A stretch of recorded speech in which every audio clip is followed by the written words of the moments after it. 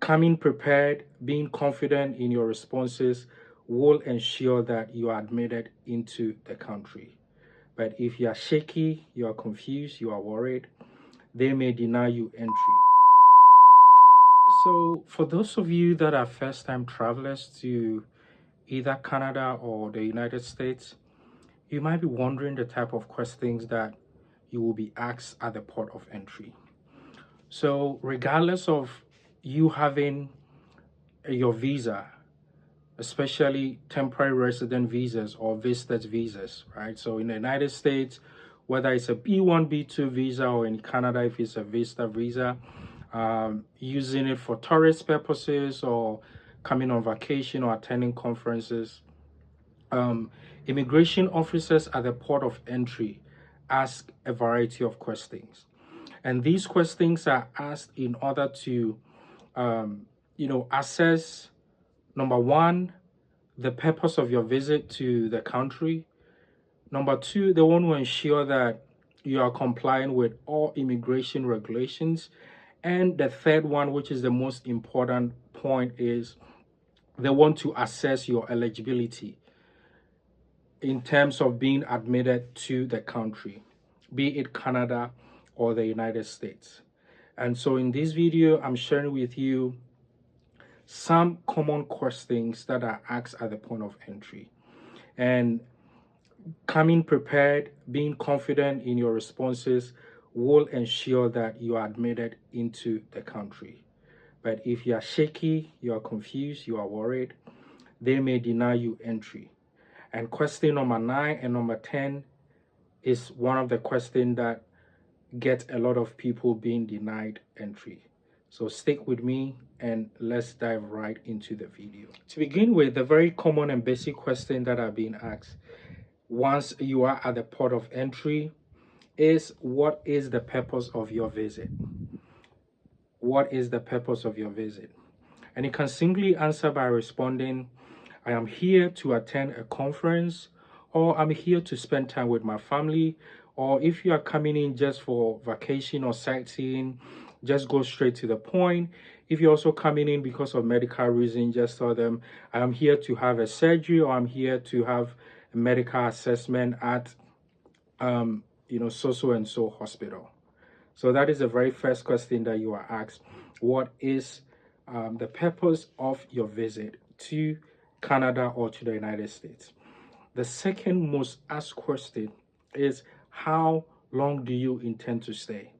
So remember that even though for the United States, a B1, B2 visit visa, you are granted 5 years multiple entry visa. And also in Canada, you are granted up to 3 years.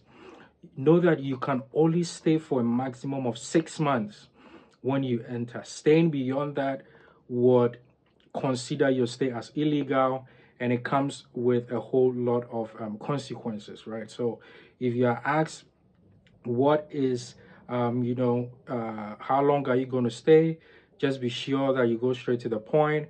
I'm here for 2 weeks from December 1st to December 14th to spend time with my family, or I'm attending a conference from December 1st to December 5th, and I'll be returning to my home country right after that. So if you are asked that question, know that you just go straight to the point.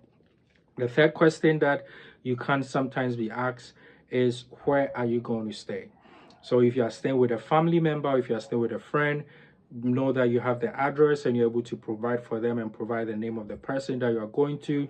If it is a conference and you are staying at a designated hotel, you can just tell that I'm here, I'm going to stay at the Marriott Hotel, or extended stay hotel, which is the designated residence or accommodation for the conference, and I'm going to stay there and partake in the conference. So that's the third question that you are going to be asked: where are you going to stay? Question number 4 that you are likely going to be asked at the point of entry is, do you have a return ticket to your home country? So as I mentioned, a visiting visa can only stay up to 6 months, and whatever be the purpose of your visit, you have to return to your home country after the purpose. And like I said, the questions that are being asked are being assessed whether you're eligible. So For a lot of the time, it is their understanding that you are going to overstay. So don't give them any chance, don't give them any room. Make sure that you have your return ticket on hand and avoid any confusion or avoid any chance of you being denied entry. The question number 5 that you are going to be asked, or the border patrol officers or immigration officers are going to ask you at the port of entry, be it in Canada or the United States, is, do you have enough funds for your stay? Do you have enough funds for your stay? Just go straight to the point. Yeah, I'm going to stay for 1 week and I do have 5,000 Canadian dollars or 5,000 US dollars, which I know would be enough, taking into consideration my transportation, my feeding, and the other places that I'm going to visit. If you are staying with a family member, just let them know how much you have, and also tell them that your family member is going to support you through your stay, and based on that you are confident that the amount of money that you have on you will be sufficient. Question number 6 will be, have you visited Canada or the United States before? Have you visited Canada or the United States before? And whilst you visited, if yes, were you asked to leave? So if yes, let them know, yes, I visited last year, I visited a couple of years ago, and I really enjoyed my stay, and I cannot wait to explore more of this country and go back to my home country. If you have not visited before, just let them know, no, this is your first time visiting and you are looking forward to exploring the country, or you are looking forward to enjoying your conference. And yeah, just go straight to the point. Question number 7 will be, are you traveling alone or are you traveling with someone else or with your family?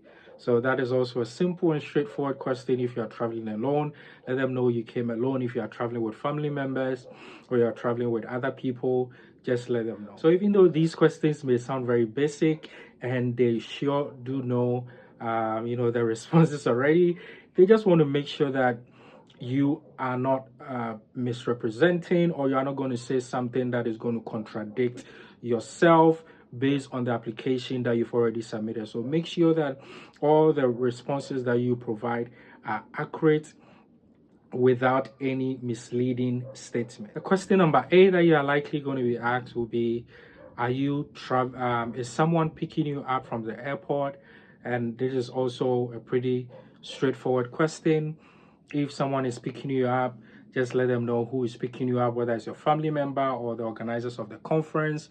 If you are going to go by public transportation, let them know no one is picking you up, but you've already got your transportation set and you are fully covered. So point number 9, this is particularly related to people that are attending conferences, and you will most likely be asked, what is your occupation or what is your profession? And so if you are coming in for a nurses conference or a conference related to IT, you have to be sure to respond with an answer that will represent that indeed you are working in a profession that is related to your conference. And because they know that sometimes people try to misrepresent the facts during the application, and so if you get to the port of entry and you are asked what is your professional occupation, if you are coming in for a conference, make sure that it aligns to the conference that you are coming in. Most people trip on this question and they are denied entry.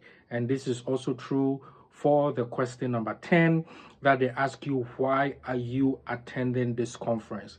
Why are you attending this conference? And so know the purpose of the conference, know the reason why you are attending the conference, and be confident enough and let them know that you are excited to be attending this conference because it's going to help you in your professional development and professional career, and you cannot wait to network with many other like-minded professionals within the field that you are working in. So that is question number 9, and number 10 usually gets people tripping a lot. The immigration officers are also likely going to ask you if you have been denied entry into the United States or into Canada before, or in any other country. And like I said, these are questions that may appear silly or may appear that, oh, why are you asking me this question? They already have the answer. So if you have not been denied entry into any country before, just go straight to the point. If you have, there is no need lying about this fact, because what happens that there are some countries that they do share information among themselves, and so you might have been denied entry into the United Kingdom, New Zealand, or any other European country, and you'll be thinking that you want to outsmart them, that they do not know. They may have access to this information, or let me put it better way, they have access to this information. So don't make a mistake of trying to hide it or lie when you are asked. These screening questions are usually in two forms. One that asks about your intended purpose, and also the second aspect of the screening are usually to ensure that you are not bringing in any contraband or prohibited goods into the country. And sometimes they are going to go through your personal luggage and search to make sure that everything that you are bringing into the country is safe. And so you are likely going to be asked, are you bringing in any prohibited or restricted items? And let them know that you are not bringing any item, and you personally packed and checked your things yourself according to immigration policies and regulations. And so you are you are letting them know that you are confident that the items were packed by you, and you are not bringing in any any live animals or pets or seeds or agricultural products if you did not declare it in your home country. Because what happens with these products is that sometimes it comes into the country and it might lead to contamination of the agricultural environment. So they want to make sure that you are not bringing in any contraband goods, whether be it agricultural products or illegal drugs whatsoever. And the last most asked question at the port of entry is, have you been convicted of any crime? Have you been convicted of any crime? Guys, do not hide it if you have any criminal record or any criminal offense. But if you don't, just go let them know straight to the point that you haven't been convicted, you don't have any criminal record or any criminal history. Again, don't try to hide it, because they definitely have access to these records. And thank you for staying connected to this channel. For we are your immigration plug to Canada and the United States. If you haven't subscribed, we strongly encourage you to subscribe and stay tuned for more videos and content related to immigration to Canada and to the United States. Thank you and stay blessed.